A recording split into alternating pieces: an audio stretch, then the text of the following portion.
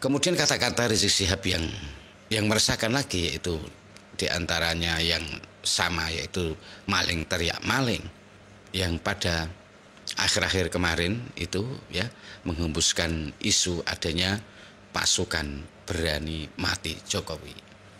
Adanya pasukan berani mati Jokowi. Dan itu dihembuskan tidak hanya Rizik Syihab saja, tapi juga ada Amin Rais. Kita uji bahwa kata-kata mereka itu benar atau tidak. Kita lihat yang sudah terjadi saja. Bagaimana setelah itu endingnya bagaimana? Bagaimana setelah mereka berkata seperti itu? Ada enggak orang-orang yang dikatakan seperti itu? Inilah yang memang selalu mereka lakukan. Yang disebut fundamentalis kalau menyuarakan syariat Islam dan khilafah. Oke, itu fundamentalis. Itu fundamental bagi mereka. Oke. Bagi mereka ya. Berarti FPI menyuarakan khilafah? FPI ini kan menyuarakan syariat Islam. Syariat Islam. Syariat Islam. Ya, khilafah kan ada di... Kenapa? Karena selama ini salah satu peran besar FPI adalah memecah belah umat Islam. Jelas ini, jelas memecah belah. Jadi sesungguhnya yang dibiayai oleh AS untuk memecah belah umat Islam itu siapa? Ente Munarman nuduh siapa? Bahwa berarti FPI ini khilafah ya. Gelagapan dia menjawab itu. Pahamnya. Ya memang pahamnya mereka itu khilafah. Makanya gelagapan. Intinya mereka itu mau mengarang sebuah cerita. Membuat isu, mengarang sebuah cerita yang intinya cerita itu nanti ujung-ujungnya adalah mau menunjukkan bahwa FPI lah kelompok, mau dianggap sebagai kelompok pahlawan. Ya, sementara orang-orang yang melawan FPI itu akan digambarkan sebagai kelompok orang-orang yang disusupi atau di belakangnya ada intelijen hitam. Ini akan selalu mereka kumandangkan hal semacam ini. Memang sudah seperti didesain sengaja untuk menciptakan isu-isu semacam itu. Jadi kenapa isu ini memang sengaja diciptakan? Nah, ketika muhibin-muhibinnya ini percaya secara otomatis jadi apapun yang disampaikan oleh Kiai Imad dan kawan-kawan dan para pendukungnya dan kiai-kiai lain yang mendukungnya, ini dianggap sebagai omongan-omongan yang sebuah kebohongan yang tentu tidak perlu dimasukkan, tidak perlu diterima. Itulah strategi mereka. Assalamualaikum warahmatullahi wabarakatuh. Bismillahirrahmanirrahim. Alhamdulillahirabbil alamin wa bihi nasta'inu ala umuri dunya waddin. Wassalatu wassalamu ala asyrafil anbiya'i wal mursalin sayyidina wa maulana Muhammadin wa ala alihi washabbihi ajma'in. Amma ba'd. Para pemirsa sebangsa dan setanah air dimanapun Anda berada yang berbahagia, terima kasih Anda semua masih bersama dengan saya Nur Rahmat Asmawi di Nurmas Channel.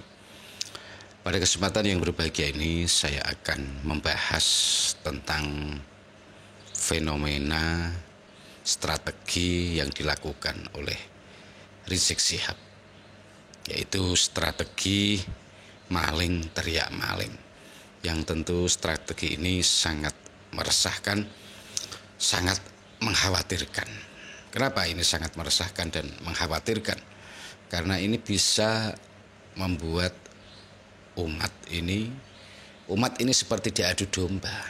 Ini bisa mengadu domba umat, memecah belah umat dengan isu-isu yang tidak bertanggung jawab, ya, menghembuskan isu yang tidak bertanggung jawab, yaitu strategi maling teriak maling.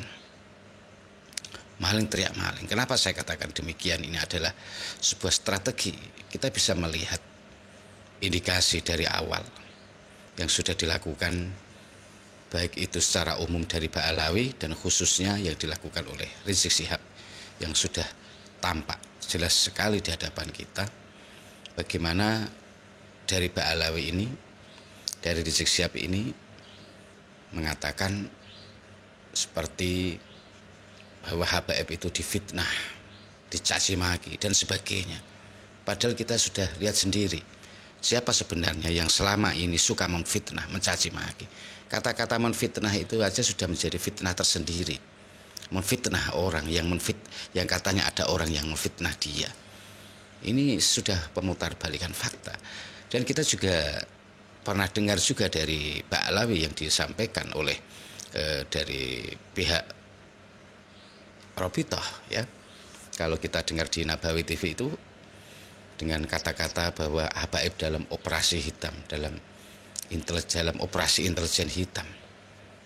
Ini kan juga mengkambing hitamkan seseorang. Siapa yang dia tuju itu? Ya tidak lain tidak bukan, tujuannya adalah mau mengkambing hitamkan orang-orang yang sedang membahas nasab mereka. Karena mereka ini sangat tidak terima sekali kalau nasabnya itu dibahas. Sehingga orang-orang yang mau membahas nasab mereka akan berupaya sekuat tenaga untuk menghalang-halangi, untuk membuat orang-orang yang membahas nasab ini agar itu dicibir masyarakat, agar tidak diakui oleh masyarakat. Itu tentu menjadi tujuan mereka. Dan yang kita sangat miris sekali ini, apa yang dilakukan oleh Rizik Syihab ini semakin lama ya bisa dikatakan semakin masif ya. Kayaknya ini memang sudah tersusun, sudah terencana, memang dilakukan sedemikian rupa ya, memang sedang dilakukan sedemikian rupa. Itu terlihat jelas dari kata-katanya Rizik Syihab, yaitu yang mengatakan sebagaimana yang saya sebutkan tadi bahwa habaib ini difitnah dan sebagainya. Terus kemarin ada kata-katanya yaitu mari kita asah parang, asah pedang, asah gorok, celurit, kita ganyang PKI. Ini ya lucu juga. PKI yang mana yang mau diganyang? PKI yang mana? Siapa yang dia anggap PKI itu? Bukankah sudah jelas bahwa kakek mereka, dedengkot dari leluhurnya Ba'alawi ini sudah jelas. Kita sudah tahu, sudah asing lagi bahwa DN Aidit itu adalah dari klan mereka. Itu asal dedengkot PKI yang walaupun mereka berusaha memprotes, menolak bahwa DN Aidit itu bukan dari klan mereka berusaha untuk menolak itu, tapi fakta data sejarah tidak bisa ditolak. Dan kemarin sudah saya share itu tentang kejanggalan yang luar biasa mengenai argumen kesejarahan tentang DN Aidit dari versi Ba'alawi terus dibandingkan dengan versi dari sejarah resmi ya. Itu bisa Anda simak di channel yang sudah saya posting sebelumnya, itu di channel YouTube, di kanal ini ya. Silahkan Anda itu cari sendiri, yaitu tentang DN Aidit ya. Kemudian kata-kata Rizik Syihab yang meresahkan lagi, yaitu diantaranya yang sama, yaitu maling teriak maling, yaitu yang pada akhir-akhir kemarin itu ya menghembuskan isu adanya pasukan berani mati Jokowi. Adanya pasukan berani mati Jokowi. Dan itu dihembuskan tidak hanya Rizik Syihab saja, tapi juga ada Amin Rais ya. Dan ini juga sangat mencurigakan sekali. Ini juga menunjukkan sesuatu yang memang sudah dirancang, sudah disusun.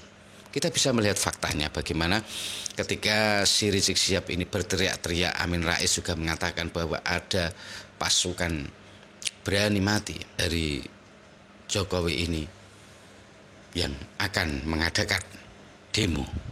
Mereka terdiri dari berapa itu kemarin itu katanya 1.500 orang atau berapa itu. Tapi faktanya kita lihat kan dalam hal ini ya, yang perlu kita selalu cek, kita uji bahwa kata-kata mereka itu benar atau tidak. Kita lihat yang sudah terjadi saja, bagaimana setelah itu endingnya bagaimana. Bagaimana setelah mereka berkata seperti itu, ada enggak orang-orang yang dikatakan seperti itu. Inilah yang memang selalu mereka lakukan. Jadi sudah jelas apa-apa yang mereka katakan ya, isu-isu yang mereka hembuskan itu jangan kalian percaya, jangan dipercayai. Bisa dikatakan apalagi isu-isu itu yang sifatnya kontroversial, yang agak sedikit ada kejanggalan, itu sudah jelas bahwa isu itu adalah palsu, bisa dipastikan. Jadi kalau ada desas-desus seperti itu lagi, itu jelas, itu bisa dikatakan itu adalah palsu. Dan itu sudah tampak sekali dari mereka yang selalu gembar-gemburkan. Mereka mengatakan seperti Habaib itu begitu dibenci, dicaci maki. Kenapa sih Habaib dicaci maki? Karena kamilah front terdepan dalam memperjuangkan agama Islam. Lah terus siapa yang mencaci maki? Kalau betul-betul kalian itu memperjuangkan Islam ini, masa orang Islam itu mencaci orang-orang yang memperjuangkan Islam? Ya jelas berarti ada perilaku Anda, kelakuan Anda dari kelompok Anda yang jelas ini tidak sesuai dengan ajaran agama Islam. Kenapa?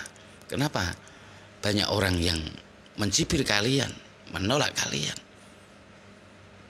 mencaci maki? Itu bukan karena kalian berada di front terdepan dalam membela Islam, tapi memang kalian itu mengajarkan kesesatan, mengajarkan doktrin-doktrin yang tidak sesuai dengan ajaran Islam. Kalian mengarahkan umat ini pada perpecahan, pada provokasi, pada tindakan yang meresahkan. Ini jelas tidak bisa diterima oleh siapapun, dan itu harus dilawan kalau kalian masih seperti itu. Dan ini yang terakhir baru saja saya melihat di channelnya Manusia Plural, itu di situ saya melihat ada perbincangan antara Munarman dengan Refli Harun dalam sebuah perbincangan, tapi di situ ternyata ada yang mungkin entah kepleset atau apa, yang jelas ada kata-kata yang menunjukkan tidak jauh beda dengan apa yang disampaikan oleh Rizik Syihab, yaitu ya seperti ungkapan-ungkapan yang berbau maling teriak maling ya. Kita coba dengar dulu ya, nanti kita tambahin komentari lagi coba. Mereka memang betul-betul melaksanakan itu kan. Nah, saya banyak mencoba itu juga Habib Rizik. Bagaimana strategi dari dunia barat lah kita katakan itu ya terhadap dunia Islam, memecah-mecah dunia Islam menjadi 4 kelompok, misalnya kelompok fundamentalis yang harus dimusuhi habis-habisan, harus dikerdilkan, kelompok tradisionalis yang digadang-gadang tapi digunakan bukan untuk bukan untuk diangkat sesungguhnya, tapi digadang-gadang untuk menghantam kelompok yang mereka sebut sebagai fundamentalis. Itu ada dalam dokumen itu. Kemudian kelompok modernis yang digadang-gadang untuk nanti jadi pemimpin di dalam setiap negeri-negeri Muslim. Kemudian ada kelompok sekularis yang patut Muslim tapi sekuler, tapi ini pun tetap diwaspadai menurut dokumen. Jadi saya banyak memberikan itu juga kepada Habib Rizik kan. Ini dokumen-dokumen dari orang-orang Barat, saya bilang terhadap dunia. Jadi bukan cuma Indonesia, itu berlaku di seluruh dunia Islam, baik di Timur Tengah maupun ini. Dan itu masalah pokoknya itu kenapa saya artinya tadi itu istilahnya tersesat di dunia ini tadi. Saya lihat itu mendekati kebenaran. Jadi ada 2 dokumen ini, satu Sipil Demokratik Islam, satu Building Moderate Muslim, di mana di dokumen Building Moderate Muslim ini bagaimana strategi mereka merekrut anak-anak muda dari kalangan Islam ya untuk dijadikan baik dia sebagai kelompok tradisionalis maupun kelompok modernis untuk menghantami kelompok-kelompok yang disebut dengan fundamentalis ini, bahkan menentang penafsiran-penafsiran oleh kelompok fundamentalis katanya. Disuruh tentang. Jadi dibiayai, disupport, dikasih publikasi, dikasih sediakan dana, mereka juga bekerja sama dengan media-media mainstream. Dan itu semua saya lihat terjadi di Indonesia. Itu problemnya. Terjadi. Bagaimana media? Misalnya ya, kalau saya ini terlepas dari nilainya ya. Jadi kalau di Indonesia yang dimaksud dengan kelompok fundamentalis itu FPI. Menurut mereka begitu. Jadi mereka punya kategori kira-kira begini. Yang disebut fundamentalis kalau menyuarakan syariat Islam dan khilafah. Itu fundamentalis. Itu fundamental bagi mereka. Bagi mereka ya. Berarti FPI menyuarakan khilafah. FPI ini kan menyuarakan syariat Islam. Syariat Islam. Ya, khilafah kan ada di ininya, ada di anggaran dasar divisi misi.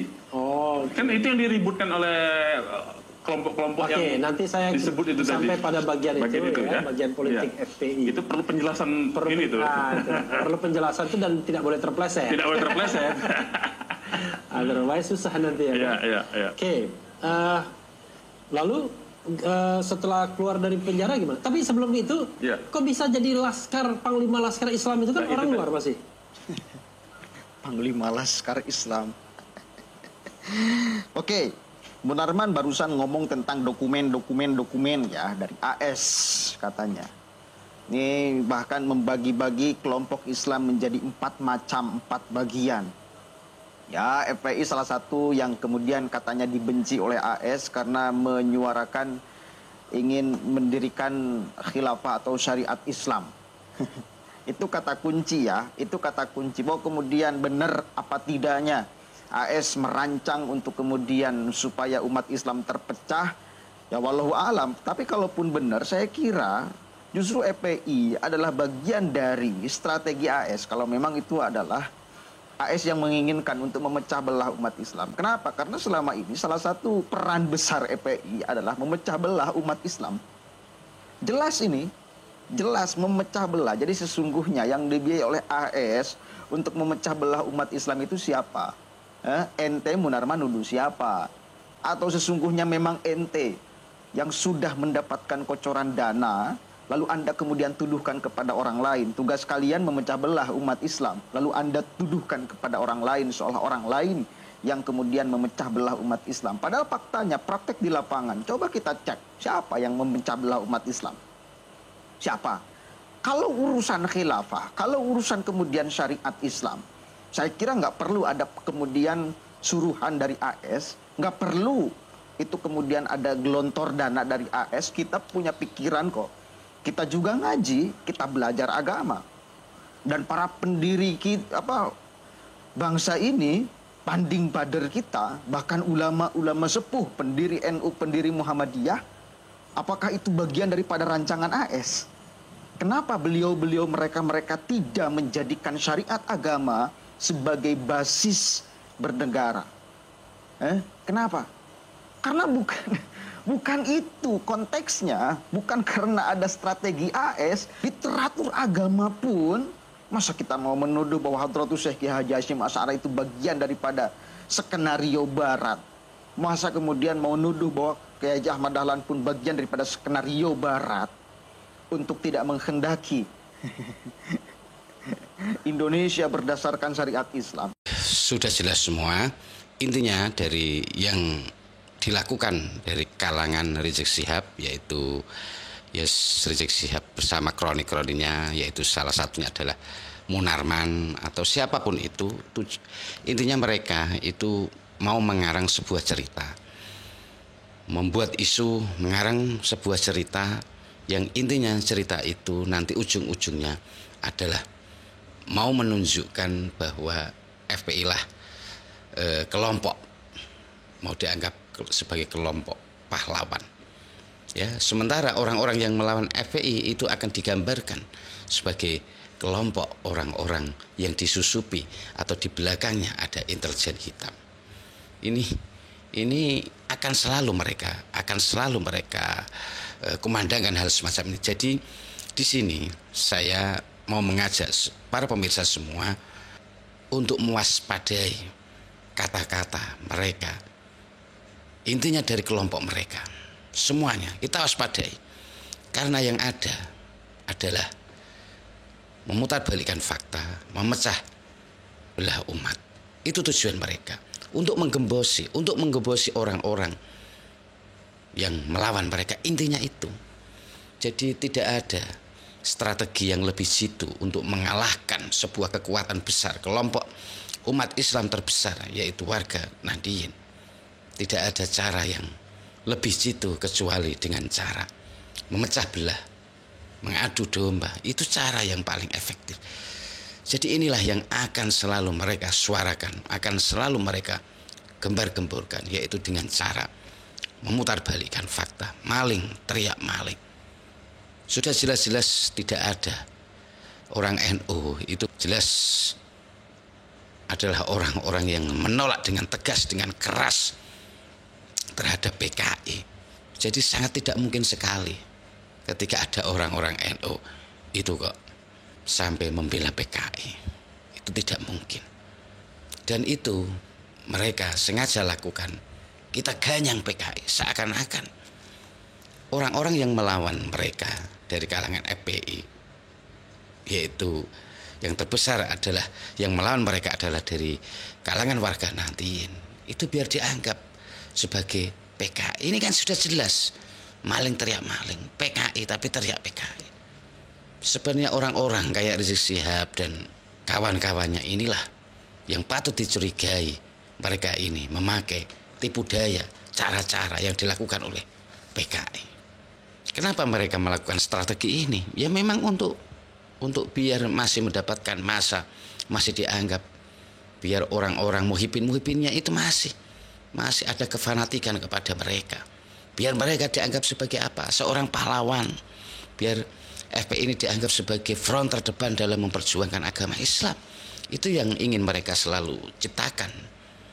Itu yang ingin selalu mereka hembuskan.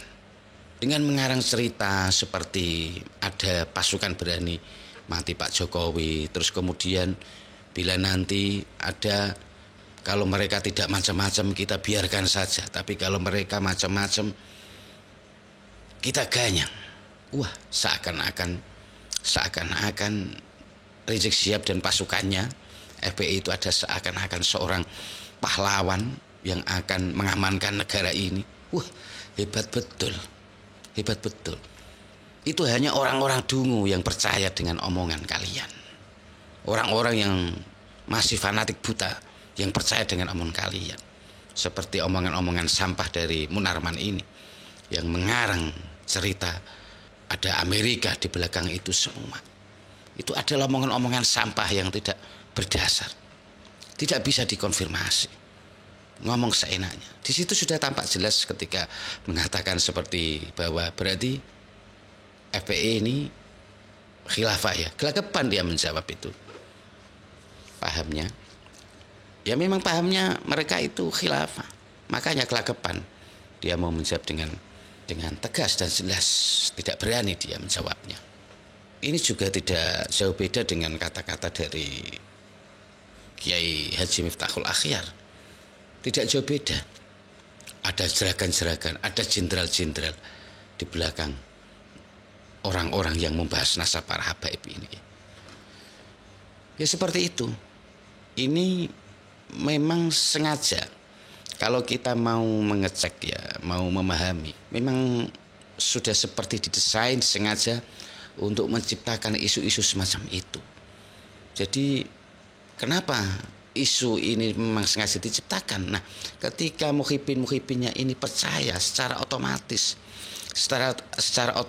dari apapun yang disampaikan oleh Kiai Imad dan kawan-kawan dan para pendukungnya dan kiai-kiai lain yang mendukungnya, ini dianggap sebagai omongan-omongan yang sebuah kebohongan yang tentu tidak perlu dimasukkan, tidak perlu diterima. Itulah strategi mereka.